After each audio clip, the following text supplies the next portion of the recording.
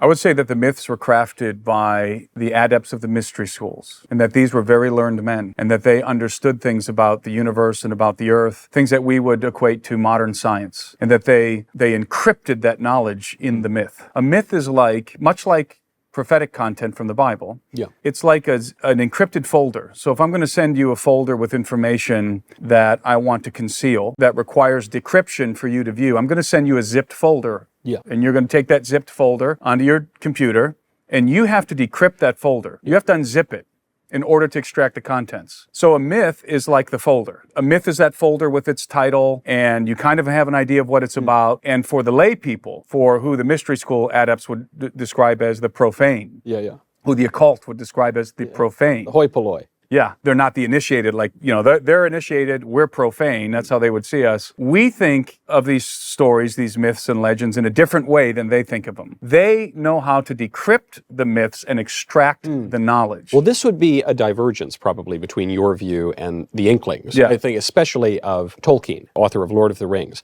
who said, he didn't really like allegory. There's a difference between allegory. He hated allegory. Yeah. Because allegory is like Pilgrim's Progress, just big walking symbols. Like the Chronicles of Narnia. The Chronicle, right, yeah. And Lewis is probably less talented at his fiction than Tolkien was. Tolkien created myth, though. And so I guess, not to speak for Tolkien, one of the great writers of the 20th century, but the Tolkien view of myth, and maybe the Inkling view of myth, is that it's not that it's hidden knowledge exactly, it's just it is conveying in the best possible way knowledge that is not really susceptible to prosaic literal speech. Whereas there are also other schools. I'm thinking of in the 20th century a writer like Leo Strauss, or other people who write in an esoteric or even Gnostic tradition, who say, no, this is about encryption. This is persecution in the art of writing. At all times, the philosophers, the sages, are under attack by the unwashed and the tyrants and the barbarians. And so we need to keep secret from these unwashed masses these ancient truths that will pass on down the generation. That's your view.